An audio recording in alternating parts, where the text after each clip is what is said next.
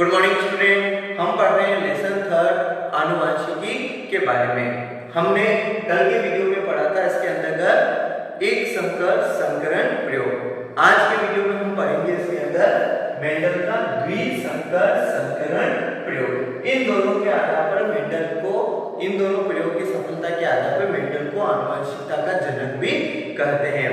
हमने कल के वीडियो में हमने पढ़ा था इसके अंतर्गत एक संकर संकरण प्रयोग के आधार पर मेंडल ने मटर के पादप के एक लक्षण को लेकर उसका F1 और F2 पीढ़ी तक अध्ययन किया, जिसके अंतर्गत F1 पीढ़ी के अंदर जो संतानें मेंडल को प्राप्त हुई थी वो सारी संतानों का जो अनुपात था वो अनुपात था इसके अंतर्गत अनुपात में पढ़ा था 100:0। इस अनुपात में क्या हुआ, F1 पीढ़ी के अंदर मेंडल को सारी संतानें प्राप्त हुई, यानी एक लक्षण जिसमें एक प्रभावी लक्षण था, दूसरा कैसा था हमारा अप्रभावी लक्षण था। लेकिन जो संतानें प्राप्त हुई सभी कैसी प्राप्त हुई हमारे इसके अंदर सभी संतानें यानी एक जैसी थी जिसमें 90 का गुण था, लेकिन सारे कैसे थे हमारे उसके अंदर विषम युग्मजी हमें प्राप्त हुई थी। फिर इन्हीं विषम युग्मजी से प्राप्त संतानों को संकरण कराकर अगले पीढ़ी के F2 पीढ़ी के लिए जो अनुपात प्राप्त हुआ वो अनुपात हमें प्राप्त हुआ था, वो आया था हमारा 2 अनुपात। इसके अंदर देख सकते हैं हम क्या 1:2:1।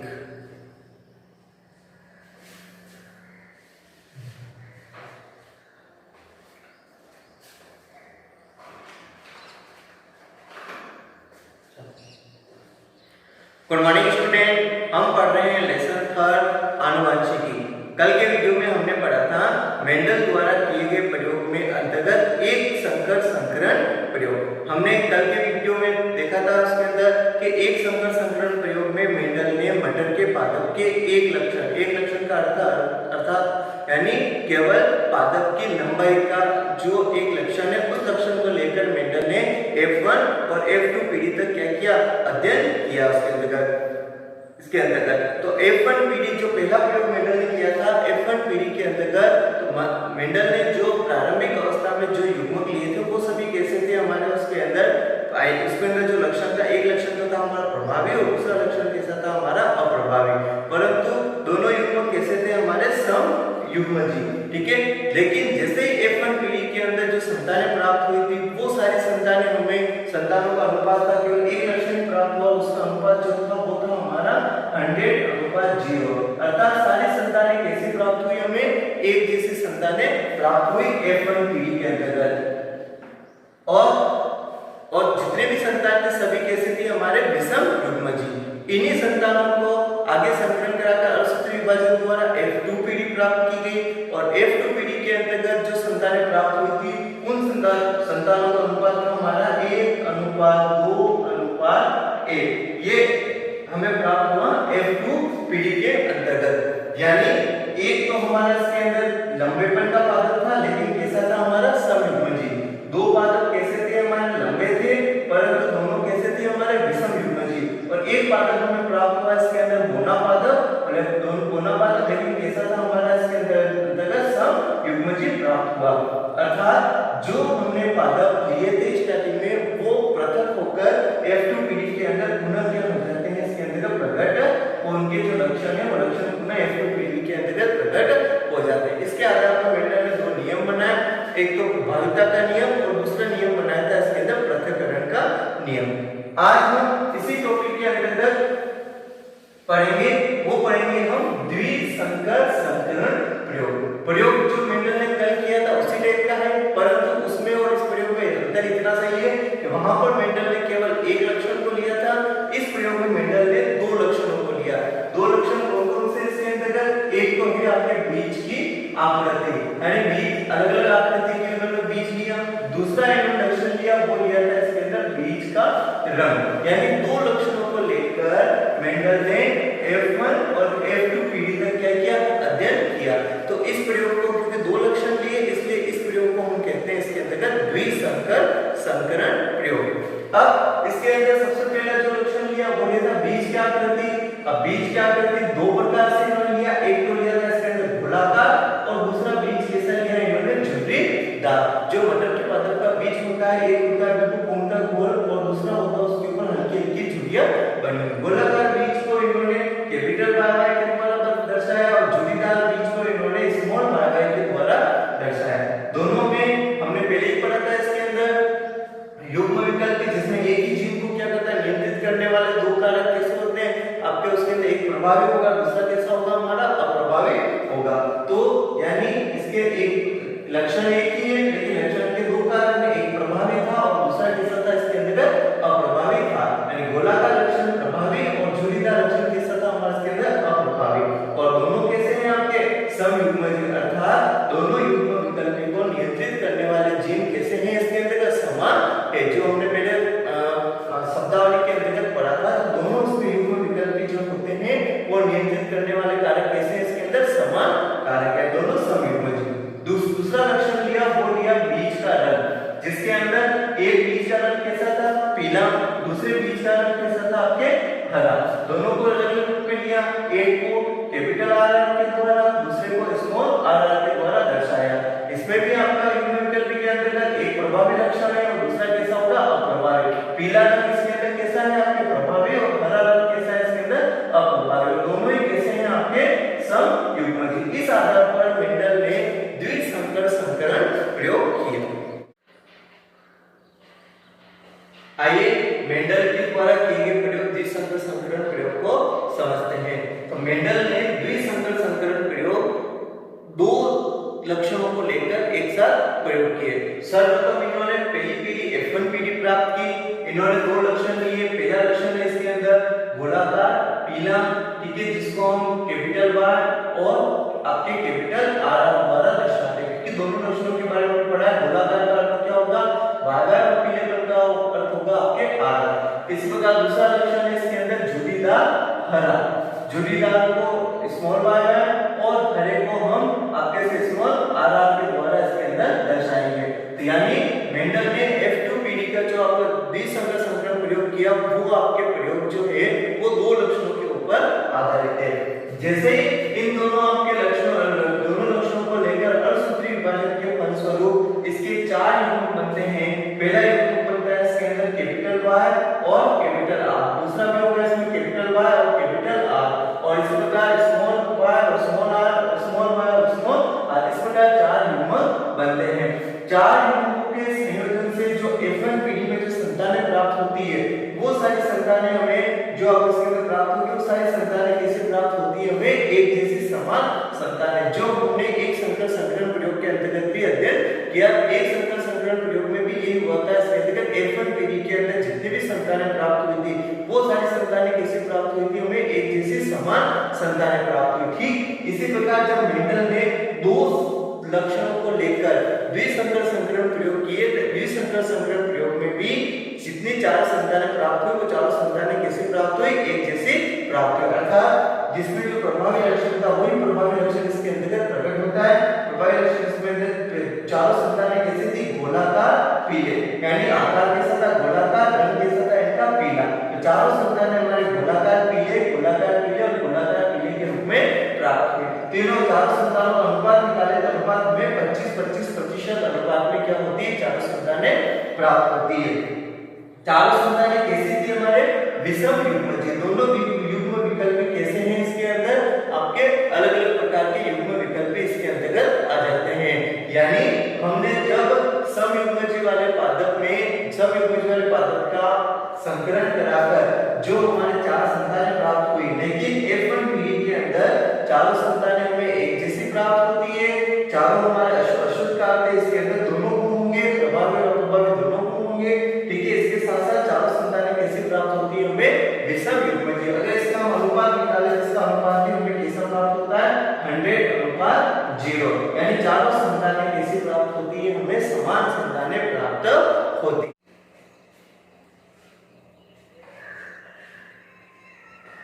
आइए हम F2 पीढ़ी के बारे में समझते हैं। इसके अंतर्गत हम पढ़ रहे हैं मेंडल का द्विसंकर संकरण प्रयोग। इस प्रयोग के अंतर्गत मेंडल ने दो लक्षणों को लेकर F1 पीढ़ी और F2 पीढ़ी के अंतर्गत अध्ययन किया।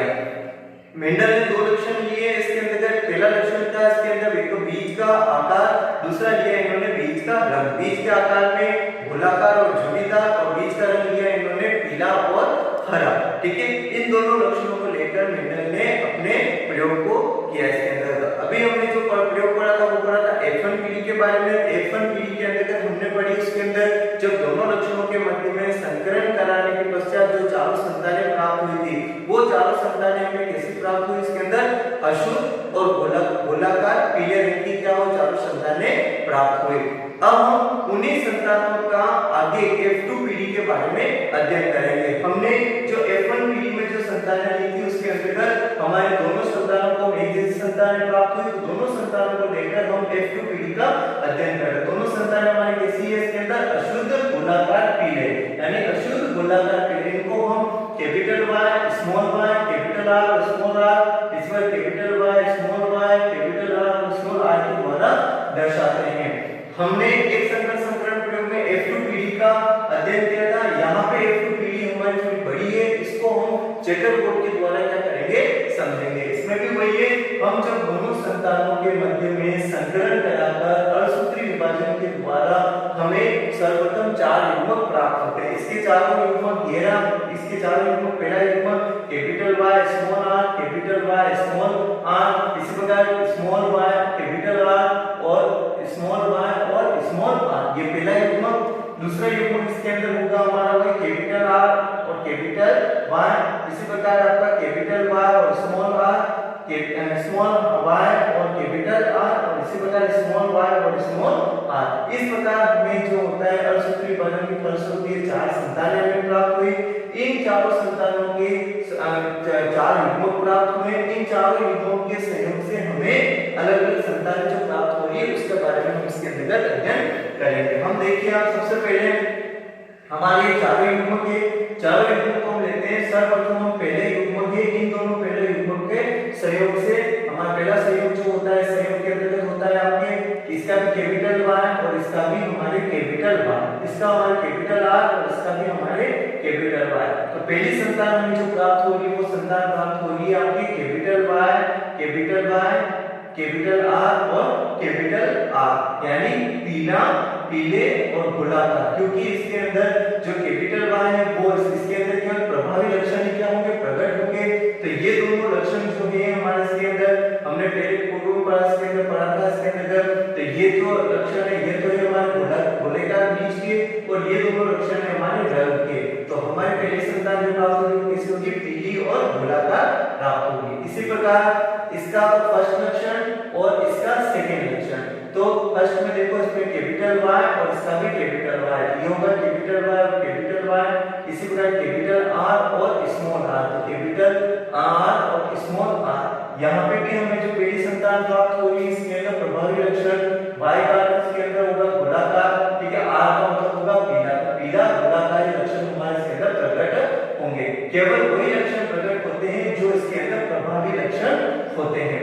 इसी प्रकार हमारा तीसरी संतान, इसका फर्स्ट और तीसरी संतान के साथ इसका हम संकलन कराएंगे। इसके अंदर होगा हमारे स्मॉल देखा इसके अंदर कैपिटल Y और small y, capital Y, small y और कैपिटल R और कैपिटल R। तो हमारी पहली संतान इसके अंदर संतान प्राप्त हो रही है वो हमारी Y, capital Y, small y और कैपिटल R प्राप्त हो रही है। तो Y यहाँ पे कैसा है, प्रभावी, और इधर R कैसा है, प्रभावी।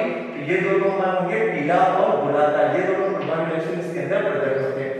फिर इसका एक फर्स्ट और ये लास्ट वाला, इसमें भी हमारा वही होगा कैपिटल Y और स्मॉल y, कैपिटल R और स्मॉल r। इसमें भी दोनों लक्षण हमारे Y और R प्रभावी लक्षण है।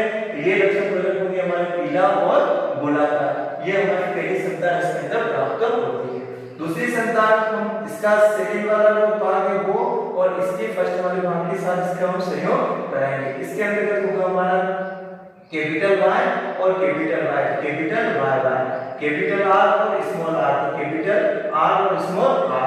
ये हमारी पहली संतान प्राप्त होगी। इसके अंदर देखो Y और R ये दोनों प्रभावी लक्षण है। तो यहाँ पे भी संतान कैसी प्राप्त होगी, पीली और पीला और गोलाकार जो संतान होगी वो हमें प्राप्त होगी। इसी का हम लेंगे इसका फर्स्ट और इसका सेकंड। तो Y जो है दोनों आपके ये कैपिटल है और ये कैपिटल है, कैपिटल Y और यहाँ पे R जो है दोनों कैसे हमारे स्मॉल r है। तो दोनों स्मॉल r है। तो हमारे जो संतान होगी वो कैपिटल Y, कैपिटल Y और स्मॉल r और स्मॉल r के अंतर्गत होगी। तो यहाँ प्रभावी लक्षण देखो Y और कौन सा है हमारा हरा। तो Y जो आकार है वो कैसा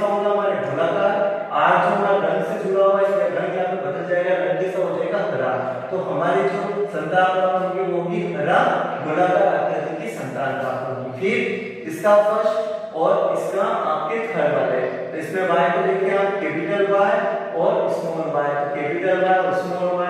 इसी प्रकार r को देखेंगे तो कैपिटल R और स्मॉल r। हमेशा कैपिटल को हम पहले लिखेंगे, स्मॉल को हम बाद में लिखेंगे।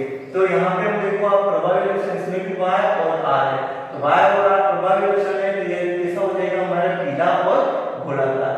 फिर अगर हमारा इसके थर्ड वाला इसका आपका सेकंड और इसका फोर्थ, तो कैपिटल Y और small y, capital Y small y, capital इसमें अंदर r और r दोनों स्मॉल है, स्मॉल r। अब देखो यहाँ पे हमारा दोनों प्रभावी लक्षण इसमें y है और इसमें प्रभावी लक्षण r है, और दोनों स्थिति में y जो होता है वो कैसा होगा, गोलाकार होगा, r का रंग कैसा होगा, हरा होगा, तो हरा गोलाकार इसके अंदर संतानें हमें प्राप्त होगी। फिर इसका फोर्थ वाला ले लो आप, ये होगा हमारे y और ये होगा हमारा r। अब दोनों का हम इसके फर्स्ट वाले के साथ, फोर्थ का इसका थर्ड और इसका फर्स्ट, इसके अंदर होगा y को देखो कैपिटल Y और small y, capital Y small y, capital R और capital R, small y capital R और कैपिटल R। प्रभावी लक्षण देखो y और r, ये दोनों प्रभावी लक्षण है, तो y का अर्थ क्या हो जाएगा, गोलाकार, r का मतलब क्या हो जाएगा, पीला, तो ये हमें प्राप्त होगा पीला गोलाकार। फिर इसका फर्स्ट और इसका सेकंड, तो यहाँ पे हो जाएगा हमारा y देखिए दोनों में कैपिटल और स्मॉल, तो कैपिटल और स्मॉल y, r को देखेंगे कैपिटल और स्मॉल, तो कैपिटल और स्मॉल, और दोनों प्रभावी लक्षण y और r। तो y का अर्थ होगा पीला, y का अर्थ होगा गोलाकार, r का अर्थ होता है पीला, तो पीला गोलाकार। फिर इसका थर्ड और इसका थर्ड, तो ये दोनों में y देखेंगे, दोनों में y के स्मॉल y, r को देखेंगे दोनों में कैपिटल r, दोनों में कैपिटल r। प्रभावी लक्षण देखेंगे स्मॉल y और स्मॉल r, ठीक है। स्मॉल y का अर्थ यहाँ पे क्या हो जाएगा, चेंज हो जाएगा, स्मॉल y का अर्थ होता है यहाँ पे झुर्रीदार, गोलाकार नहीं होगा, और r का अर्थ क्या होगा, पीला, तो हमारा लक्षण होगा पीला झुर्रीदार। फिर इसका थर्ड और इसका फोर्थ, y को देखेंगे दोनों में कैपिटल स्मॉल और स्मॉल y, यहाँ पे स्मॉल y होगा, r देखेंगे कैपिटल R और स्मॉल r, तो कैपिटल R और स्मॉल r। यहाँ प्रभावी लक्षण देखो y और r, y का अर्थ हो जाएगा झुर्रीदार, r का मतलब हो जाएगा पीला, तो पीला झुर्रीदार लक्षण प्राप्त होगा। फिर हमारे चौथी संतान देखो यहाँ पे इसमें दे रखे, तो स्मॉल y और कैपिटल R, तो यहाँ पे हम इसके फर्स्ट वाले करेंगे, तो y दोनों कैसे ही हमारे स्मॉल, तो यहाँ पे हो जाएगा, सॉरी इसके अंदर फर्स्ट वाले से हम ज्वाइन करेंगे, इसका लास्ट और इसका फर्स्ट, इसके अंदर लेंगे हम, तो यहाँ पे y देखेंगे कैपिटल Y और स्मॉल y, तो यहाँ पे हो जाएगा कैपिटल Y और स्मॉल y। फिर r देखेंगे कैपिटल R और स्मॉल r, तो कैपिटल R और स्मॉल r। प्रभावी लक्षण y और r, ये होगा पीला गोलाकार। फिर इसी प्रकार थर्ड वाला और इसका फोर्थ, y है कैपिटल और स्मॉल, तो कैपिटल और स्मॉल, r दोनों देखो r और स्मॉल r, यहाँ पे प्रभावी लक्षण होगा y और r, तो y का अर्थ हो जाएगा यहाँ पे गोलाकार, r का मतलब हो जाएगा हरा, तो यहाँ पे होगा हमारा हरा गोलाकार।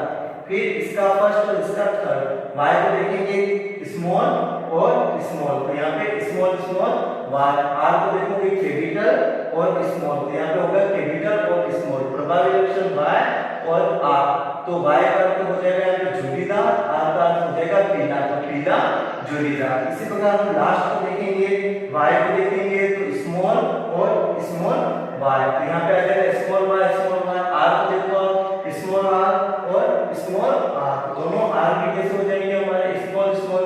प्रभावी लक्षण y और r दोनों को देखेंगे, तो y का अर्थ हो जाएगा आपका, y का अर्थ हो जाएगा झुर्रीदार, r का अर्थ हो जाएगा हरा झुर्रीदार। ये हमारे कौन सी पीढ़ी प्राप्त हो जाएगी, F1 पीढ़ी प्राप्त होगी मेंडल के द्विसंकर संकरण प्रयोग के अंतर्गत। इस पूरे बोर्ड को हम चेकर बोर्ड के नाम से भी जानते हैं। इसके अंतर्गत तो यहाँ पे हम पढ़ रहे हैं मेंडल ने जब एक संकर संकरण प्रयोग करके उसके पश्चात F1 पीढ़ी और F2 पीढ़ी का जब मेंडल ने अध्ययन किया, तो F1 पीढ़ी की जो चारों संतानें कैसे थी, समान थी, लेकिन F2 पीढ़ी की जो संतान थी उसका अनुपात मेंडल के अंतर्गत आया था वो 1:2:1 के रूप में प्रकट हुआ। ठीक इसी प्रकार मेंडल ने यहाँ पे क्या लिए, दो गुण लिए, एक तो आपके बीज का आकार यहाँ पे जो संतानें प्राप्त हो रही वो संतानें हमें भिन्न प्रकार के रूप में प्राप्त हो रही है। इसका हम अनुपात के रूप में अभी हम इसके अंदर बारे में समझेंगे। इसके अंदर ये पूरा जो बता रखा है ये पूरा हमारे चैप्टर 4 के अंतर्गत आता है। आइए अभी हमने जो चैप्टर 4 के बारे में पढ़ा उसमें प्राप्त अनुपात के बारे में हम समझते हैं। जो हमने चैप्टर 4 जिस संदर्भ में F2PD में देखा, F2PD में हमें जो संतानें प्राप्त हुई उनका दो प्रकार का अनुपात हुआ। अगर हम देखेंगे पहले लक्षण प्ररूप अर्थात फिनोटाइप। फिनोटाइप के अर्थ गोलाकार पीले, गोलाकार हरे, झुर्रीदार पीला और झुर्रीदार हरा। तो हमारे 9 संतानें कैसे प्राप्त हो रही इसके अंदर गोलाकार पीले रंग की, 3 संतानें प्राप्त हो रही वो गोलाकार हरे रंग की और 3 संतानें प्राप्त हो रही झुर्रीदार पीले रंग की और 1 संतान प्राप्त हो रही जो होगी हमें झुर्रीदार हरे रंग की। जो अभी हमने F2PD का अध्ययन किया उसके अंतर्गत हमारी सारी संतानें इस रूप में प्राप्त हो रही है। अगर हम इसका जीनोटाइप अनुपात देखें वो हो रहा है 1:2, 1:4, 1:2, इस प्रकार से हमारे मेंडल ने F2PD अर्थात द्विसंकर संकरण प्रयोग के रूप में अनुपात प्राप्त किया। तो मेंडल ने द्विसंकर संकरण प्रयोग में 2 पीढ़ियों में अध्ययन किया, एक तो F1 पीढ़ी और दूसरी प्राप्त की इन्होंने F2 पीढ़ी। तो F1 पीढ़ी के अंतर्गत मेंडल ने 2 लक्षणों को लेकर जैसे संकरण करा के जो संतानें प्राप्त की वो चारों संतानें कैसी थी हमारे एक जैसी प्राप्त की। अगर उसका अनुपात देखें तो वो अनुपात हमारे 100:0 के रूप में प्राप्त हुआ। अर्थात F1 पीढ़ी के अंदर सारी संतानें कैसी होती है, एक समान होती है। तो और F2 जब उन्हीं संतानों को लेकर मेंडल ने F2 पीढ़ी का अध्ययन किया, F2 पीढ़ी के अंतर्गत 2 प्रकार के अनुपात प्राप्त हो रहा है। एक तो हो रहा है फिनोटाइप, दूसरा हो रहा है हमारे जीनोटाइप। फिनोटाइप के अनुपात 9:3:3:1 और जीनोटाइप के रूप में 1:2:2:4:1:2:2:1:2:1 के रूप में प्राप्त होती है। और इस आधार पर मेंडल ने अपना एक और नियम प्रस्तुत किया जिसको हम कहते हैं स्वतंत्र अपव्यय का नियम। अब हम अगले टॉपिक के अंदर मेंडल के तीनों नियमों के बारे में अध्ययन